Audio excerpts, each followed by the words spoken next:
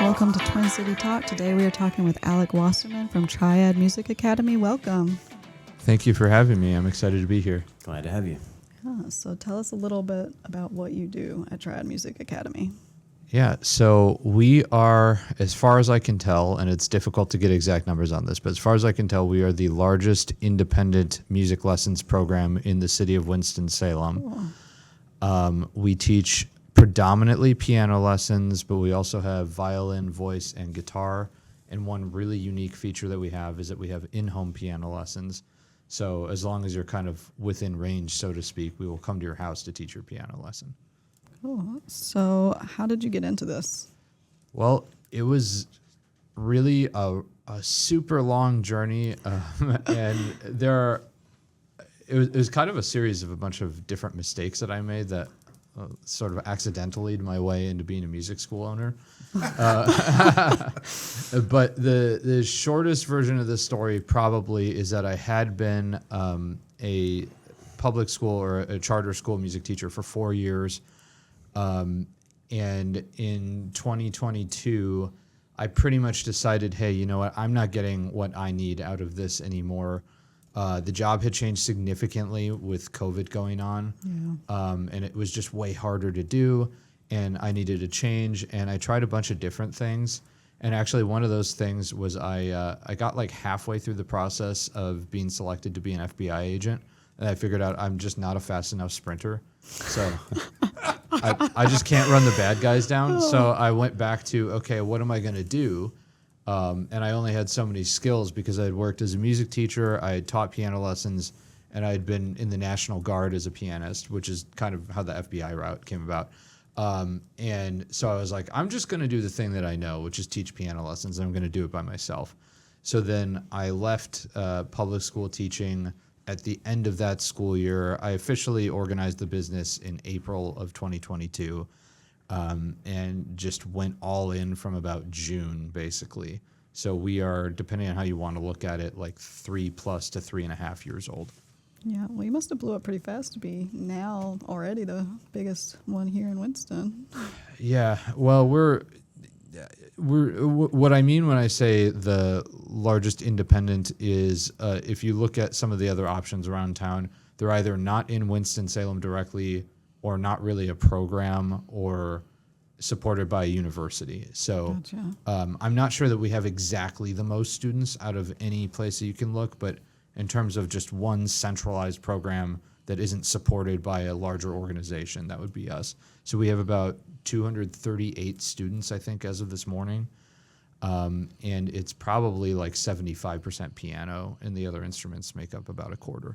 Have you always been into music and instruments? Yeah, so I grew up in a household where it was like mandatory that you learn how to play an instrument.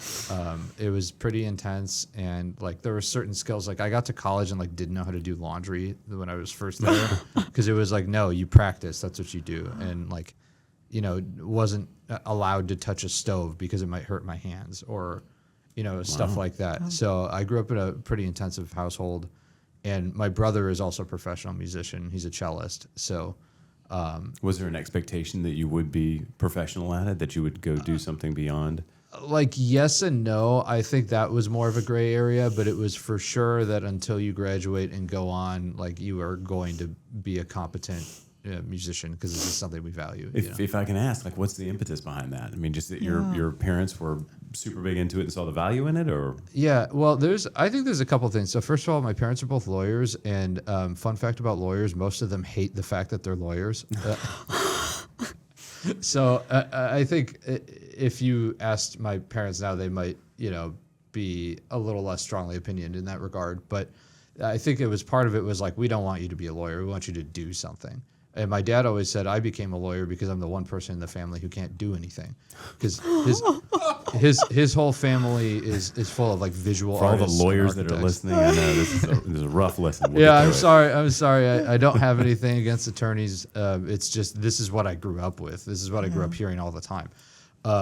And so anyway, my mom came from a family where she and my aunts and uncle all had pretty substantial music lessons. The small farm town in Wisconsin that she's from happens to have a university, and so they had like really good music teachers for being just like a small farm town, basically on the Mississippi River. So my mom had that experience, and my dad didn't get to have that experience when he was growing up. So I think that's why for them it was like super important.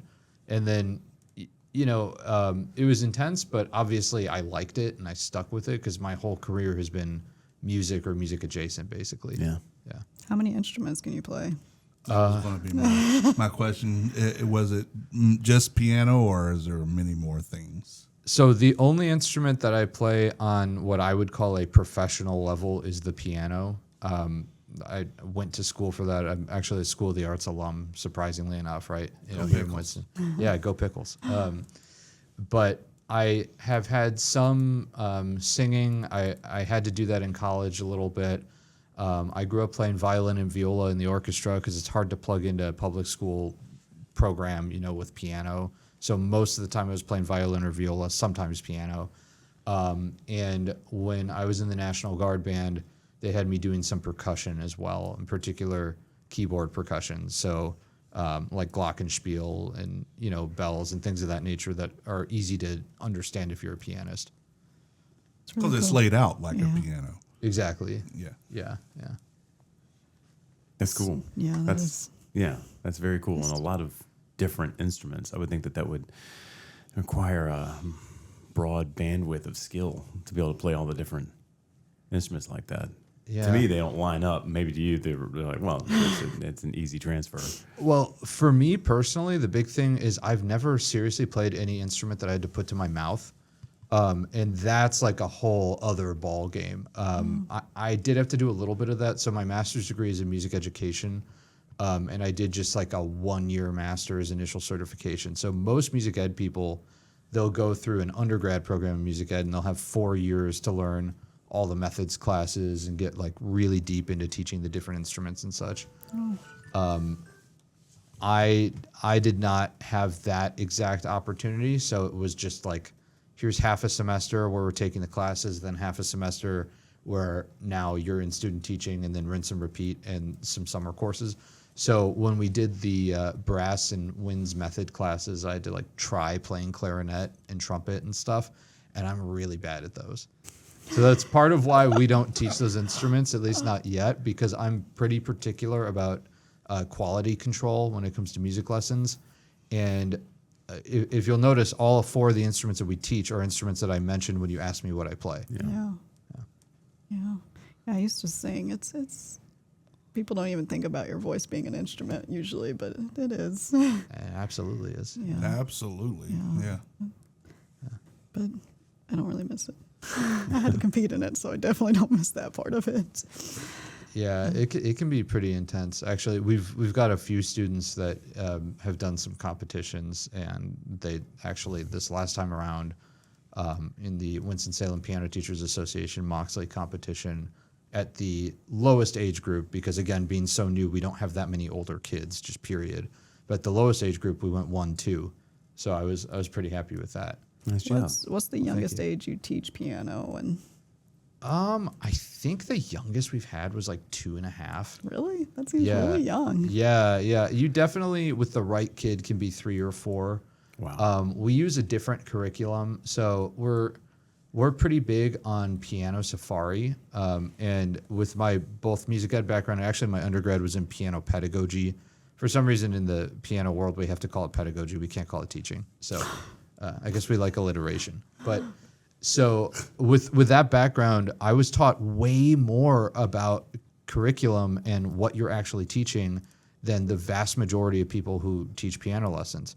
And this is actually a huge issue, in my opinion, in the piano education world, is a lot of people who can play the piano but have had zero training on how to actually teach an instrument or how to understand the curriculum that they're teaching. And so we have these absolutely useless method books like Faber Piano Adventures that are like the most common method book in the US today. Why? Because it's plug and play, but it's a lot of empty calories. And what it'll do is ruin the student's technique by having them. Oh, sorry, I touched the mic. You're all right. They'll have a flat hand from the beginning because they're so overusing the thumb.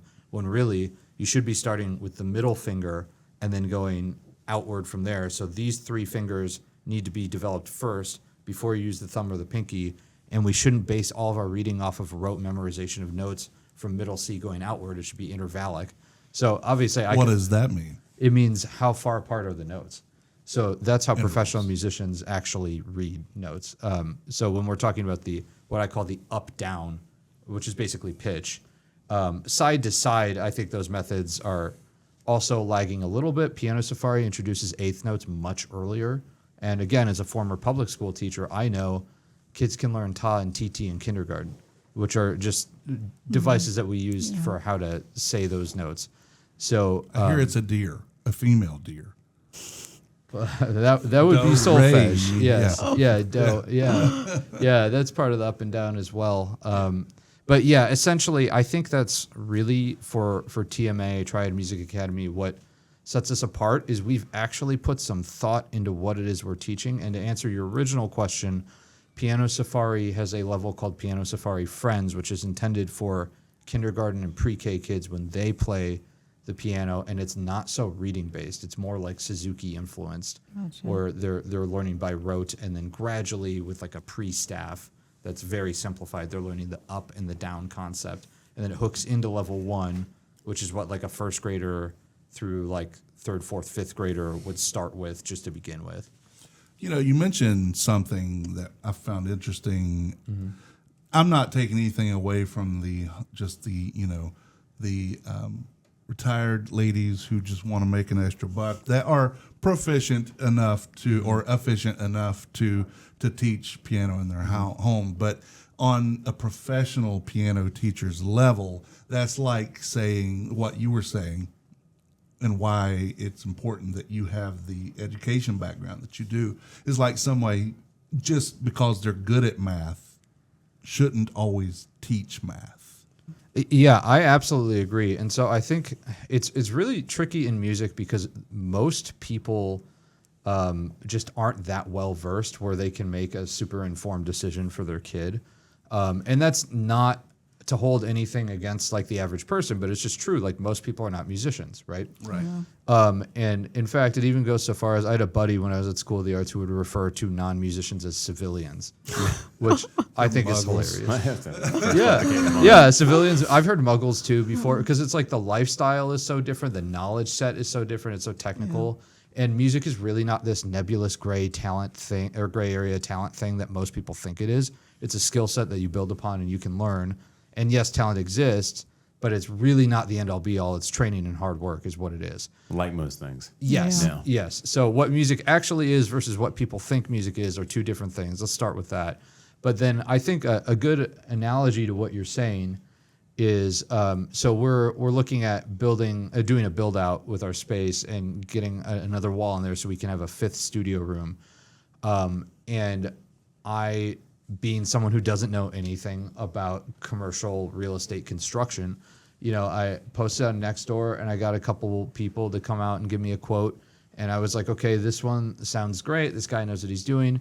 And then I reported to, you know, our landlord what we're doing. And he's like, okay, what's his license number? I was like, huh? You know, because I'm like the least handy person who's ever been in the Army. Like, you know, it's just not a skill set that I have. So anyway, then I went back to him and I was like, hey, are you a licensed contractor? Do you have a license and insurance? And he's like, no, but maybe I can get this other guy to let me use his license and it'll probably like double the price or whatever. So then I posted again and I was like, hey, licensed contractors only. And I got a quote yesterday and I've got another one coming actually later today. But the idea is exactly the same, right? Like, you want someone who's actually credentialed, and yes, it's more expensive, but you're actually going to get the result that you want, and you're not worried about what happens if it goes wrong because they're insured. Guess what? All of our teachers have their own business insurance. I have my own business insurance. What happens if something goes wrong, you know? So the lady down the street, unfortunately, in many cases, actually almost all the time does not have business insurance. That's almost universal. But in many cases, as you're saying, also, is maybe not qualified to teach a lesson regardless of that aspect. Sure. So where are you from originally? I grew up in Whitefish Bay, Wisconsin, which is a suburb of Milwaukee. Most of my family is still in Wisconsin, but my wife and I bought a house and we live like just barely into Pofftown. It's basically still Winston. Did you move down here with the School of the Arts, or is that when you first came down here? Yeah. I was 23. So like I said, I grew up in Milwaukee. Then I went to the Lawrence University Conservatory of Music in Appleton, Wisconsin, for my undergrad. Then I got my master's at the Oberlin Conservatory in Ohio. And then I went to the School of the Arts, and that was all boom, boom, boom. So my master's was 1 year. And for the School of the Arts, I did what's called a professional artist certificate. So it's a 1 year intensive postmaster's program where you don't really do academics. You just play your instrument by and large. So I was 23 when I got here. I was 24 by the time I graduated. And I've lived in Forsyth County the entire time since then. So my entire adult life, really. What do you love about Winston? So what I love about Winston is kind of its own like local sense of pride and the whole City of Arts and Innovation thing, which that's also something that we strive to uphold, you know, both the arts and the innovation at Triad Music Academy. And I think we love that moniker, and like 50% of the time we get 100% right, just on the whole as a city. And then there's other times where, you know, I look around and I'm like, are we really doing the arts any better than any place else? You know, and so that I think is part of why we've been successful, because we put so much effort and thought into what we do. So these kids have a good experience, and adults too. About 17% of our students are adult students. So the answer to that question for you is maybe, and then it's your job to ensure the job is getting done correctly. Yeah, absolutely. And I agree with you, by the way. Oh, well, thank you. Yeah. I think a lot of I've watched a fair number of the episodes of this podcast just to like get ready for it. And I think a lot of people who are entrepreneurs around here are actually kind of on the same page about like what Winston is and what it can be. So, yeah. And we want to try to be part of what it can be, you know? Yeah. Yeah, it's got lots of potential that I think we still need to tap into. So you may have said this. Where is your school located? So we are on Peters Creek Parkway. We're across from Mayflower. Yes, exactly. Across from the Mayflower Seafood Restaurant. Yeah, that's how everybody knows where to go. We have 3 office suites between 2 like twin office buildings. So we're both at 895 and at 897, depending on what instrument you play. Yeah, Mayflower's been there like forever. This version was what 20 years ago was rebuilt because it burned down. Yeah. But I eat there often. I know I now can get grilled or whatever instead of fried seafood. So. Yeah. Oh, yeah, that is another thing I love about Winston. Like the food selection in the South, in Winston in particular, is really quite good. Like as someone different from up there. Yeah, I grew up with Midwestern food, which is like the most bland type of American food. So do you have to go to Culver's to get your cheese curds? I do love Culver's. I'm not gonna lie. I do too. I'm not going to lie about it. We went to Culver's last night. Yeah, that's home food for me. Although the real thing, if you ever go to Milwaukee, is to get Kopp's, which is like a smaller, localized, basically same idea as Culver's. And there's only maybe like 3 or 5 locations, and they're all in the Milwaukee area. But Kopp's is like Culver's on steroids. It's so much better. Nice. Good to know. Yeah. Makes me want to go. Yeah. Well, how can people find out about you and your business? Sure. Well, we are at triadmusicacademy.com. We have an Instagram at Triad Music Academy. We have a Facebook. I think it's facebook.com/Triad Music Academy. And, you know, just go on the website, fill out the contact form, and we're happy to give you more information. Awesome. Well, thank you so much for joining us today. I'm glad to have you. Thank you. It was a pleasure being here. You can find us on Facebook and Instagram at Twin City Talk.